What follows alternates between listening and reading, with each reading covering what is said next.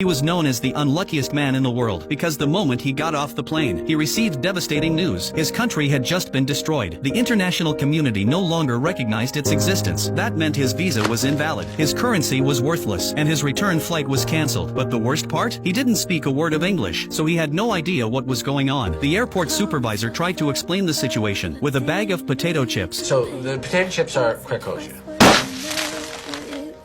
No more Krakosia. Turns out, a coup had taken place in Victor's home country just the night before, until the new government was officially recognized. He technically didn't belong anywhere, and just like that, Victor was trapped inside the airport. He couldn't go home, and he wasn't allowed to enter the United States either. With no money, no legal status, and nowhere to go, he slept on chairs pushed together to make a bed, ate free snacks from airport counters, and even found a place to shower. Then one day, the airport supervisor Frank saw something strange on security footage. Victor was walking through the terminal, in a bathrobe. Frank was furious. He was in the middle of applying for a major promotion, and the last thing he needed was a homeless man in a bathrobe ruining the airport's image. So he offered Victor a way out. At noon today, Frank said, the security guards switch shifts for 5 minutes. No one will be at the main door. That's your chance to walk out. What he didn't say was that if Victor stepped outside, he'd be arrested for illegal entry, and Frank could wash his hands of the problem. Victor didn't fully understand, but he got the idea. At noon, Frank watched from the surveillance room. The guards left. Everything was in place, but Victor didn't move. He stood frozen at the exit. Then Frank noticed Victor was looking straight at the security camera, so Frank turned it away. Too late. Victor had already ducked out of frame, and when Frank tried to turn the camera back to check, Victor popped his face right into the lens. I wait.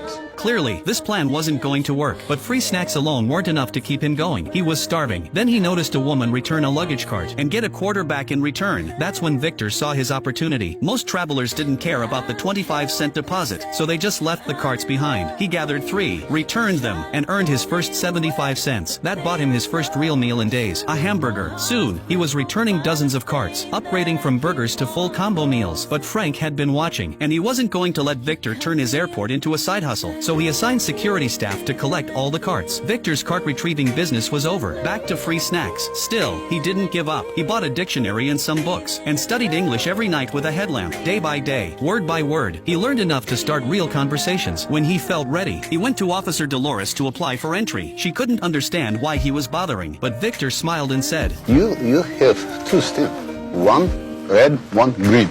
So, I have chance go New York 50-50. What he meant was, as long as he kept trying, he had a shot. Frank, meanwhile, was still keeping tabs on him. He figured Victor would eventually get desperate and do something illegal. Then he'd finally have a reason to get rid of him. But that night, something unexpected happened. A food delivery guy named Enrique brought Victor dinner. Why? Because Enrique had a crush on Officer Dolores, but was too shy to talk to her. He saw Victor chatting with her every day, and came up with a deal. You help me win her heart, and you'll never go hungry again. Victor agreed. From then on, he talked to Dolores daily, not to apply for entry, but to find out everything she liked. Then he'd report back to Enrique, who rewarded him with meals from the VIP lounge. It worked out perfectly for both of them. During this time, Victor's English improved even more. He was finally fluent. Thanks to Victor's help, Enrique learned everything about Dolores, and Dolores started noticing Enrique too. Eventually, he worked up the courage to ask her out. He showed up in his best suit, nervous but hopeful, and when Dolores arrived, she held out her hand, showing she felt the same. They got married right there at the airport. It was simple, but unforgettable. Travelers clapped. Strangers cheered. That little wedding car became a symbol of love and hope for everyone who saw it. Watching it all, Victor realized he couldn't rely on Enrique forever. He needed a job, but no store in the airport would hire him. No ID, no phone number, nothing. At the last shop, the manager told him, even if I wanted to hire you, how would I reach you without a phone number? Victor took that as hope. He ran outside, memorized the number of a public phone, and gave it to the manager. The guy pretended he'd call. Victor waited all night. No food, no bathroom breaks. He just stood there, waiting. Eventually, the phone rang. The manager told him the job was already filled, and asked him not to sit outside the shop anymore. Heartbroken, Victor wandered through the terminal, passing a crumbling wall. It was so poorly built, it cracked when touched. As an architect, he couldn't stand the sight, so he started repairing it himself. It had been years, but muscle memory kicked in. By morning, the wall looked brand new, and just then, a construction crew walked by. The foreman was amazed. He offered Victor a job on the spot, at $19 an hour. But now there were only 3 days left before Frank's big inspection. A top-level official was coming, and Frank couldn't risk them seeing Victor. He made up a reason and locked him in a room, then ordered security to keep the airport spotless. But something went wrong, and only Victor could fix it. What happened next would change his life forever. Want to know how it ends? Follow me. The rest of the story is coming soon.